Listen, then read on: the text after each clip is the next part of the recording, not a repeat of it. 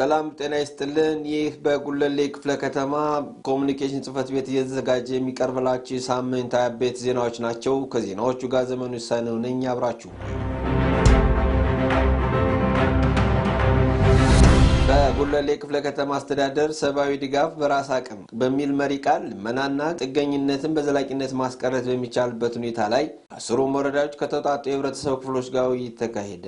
በውይይቱ ላይ የተገኙት የክፍለ ከተማው ብልጽግና ፓርቲ ቅርንጫፍ ጽፈት ቤት ኃላፊ አቶ ይከበር ስማቸው እንደገለጹት ከለውጡ ወዲህ ከተረጅነት ስሜት ተላቆ በራስ አቅም በተፈጥሮና ሰው ሰራሽ አደጋዎች ወቅት ፈጣን ሰብአዊ ድጋፍ መስጠት በሚያስችል የታቀደ አሰራር መዘርጋቱን ጠቁመው ህብረተሰቡም እንደ ዜጋ የሚጠበቅበትን ኃላፊነት እንዲወጣ ጥሪ አቅርበዋል።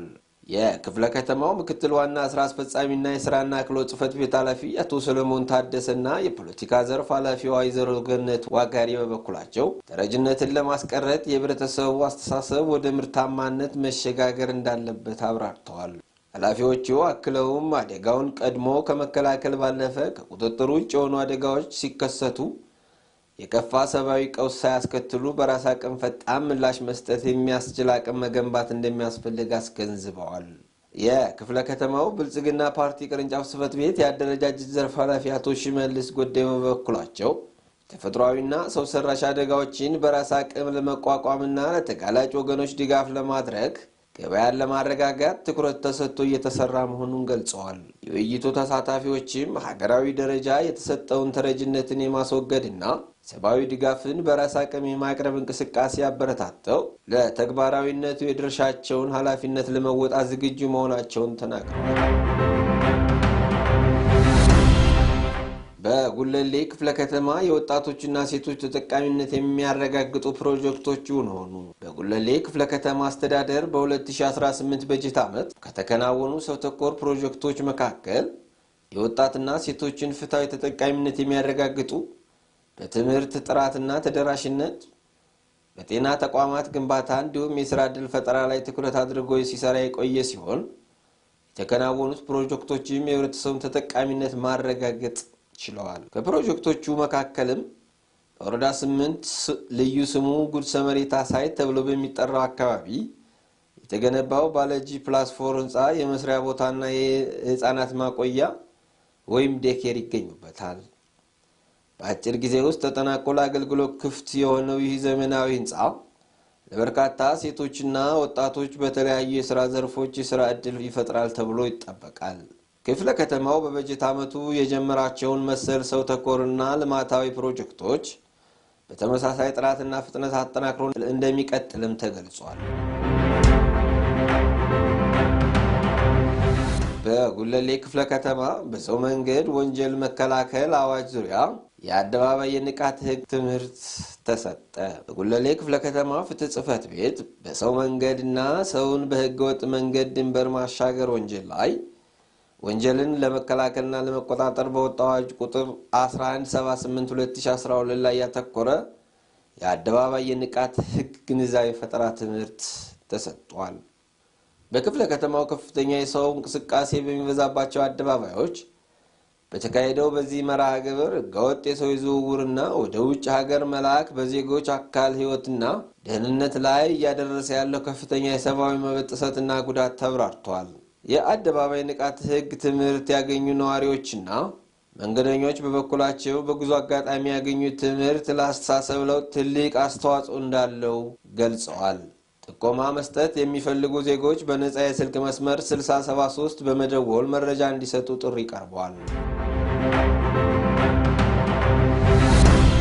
በጉለሌ ክፍለ ከተማ በባለጉዳይ ቀን የሚሰጡ አገልግሎቶች መሻሻሉን ተገልጋዮች ገለጹ። በጉለሌ ክፍለ ከተማ አስተዳደር ስር ባሉ ሁሉም ጽፈት ቤቶች በባለጉዳይ ቀን የሚሰጠው የመንግስት አገልግሎት በከፍተኛ ሁኔታ መሻሻሉን ተገልጋዮች ገለጹ። አስተያየታቸውን ከሰጡ ተገልጋዮች መካከል የወረዳ 1 ነዋሪ የሆኑ ዶክተር ታምራት ከበደና ወይዘሮ የማርያም ወርቅ እንደገለጹት አመራሮችና ባለሙያዎች ከህብረተሰቡ ጋር በቀጥታ መገናኘት ቅሬታዎችን በፍጥነት ለመፍታት ያሳዩት ቁርጠኝነት የሚበረታታ ነው ብለዋል።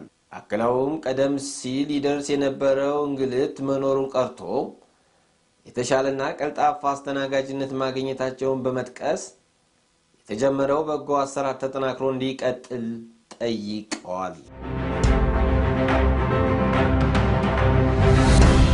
በጉለሌ ክፍለ ከተማ ጽዱ ኢትዮጵያ ለትውልድ ንቅናቄ መሰረት ያደረገ የግንዛቤ ማስጨበጫ መርሃ ግብር ተካሄደ።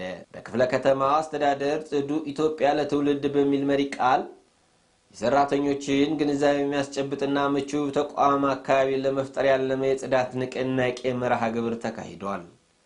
በዝግጅቱ ላይ የተሳተፉት የአስተዳደር ሰራተኞችና ባለሙያዎች እንዳሉት መርሃ ግብሩ በመዲናችን አዲስ አበባን ውብ ጽዱና ለነዋሪዎቿ ምቹ ለማድረግ ከማስቻሉም በላይ በአገልግሎት መስጫ ተቋማት ውስጥ ምቹ የሥራ አካባቢ ለመፍጠር ከፍተኛ ሚና አለው ብለዋል። ንቅናቄው ሶስተኛ ዙር ምዕራፍ በተለየ ሁኔታ በቀላል የማይበሰብሱ የፕላስቲክና የፌስታል ቆሻሻዎችን ማስወገድና አጠቃቀማቸውን በሕግ በመገደብ በሰዎች ጤና ላይ ጉዳት የሚያስደርሰውን የድምጽ ብክለት መግታት እንዲሁም ከጤና ተቋማት ጋር ከመኖሪያ ቤቶች የሚወጡ አደገኛ ቆሻሻዎችን በጥንቃቄ ለይቶ ማስወገድ ዋና ዋና ትኩረቶች እንደሆኑ ተመላክቷል።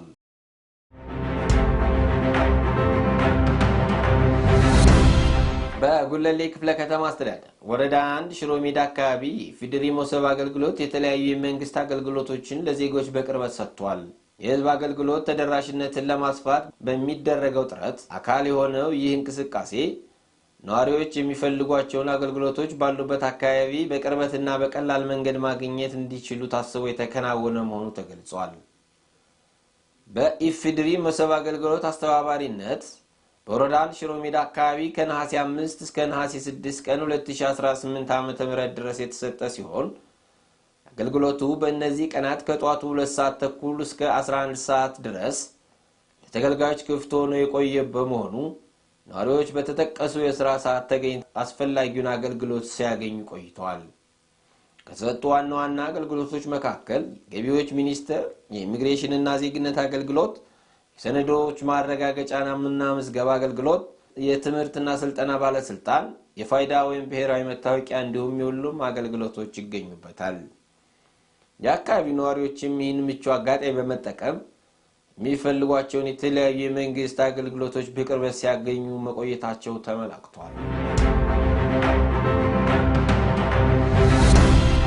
ሳምንታዊ አበይት ዜናዎቻችን እኒህን ይመስሉ ነበር። ለበለጠ መረጃ ማህበራዊ ድረገጾቻችንን ይጎብኙ። እስከ ሳምንት ቸርን ሰንብት።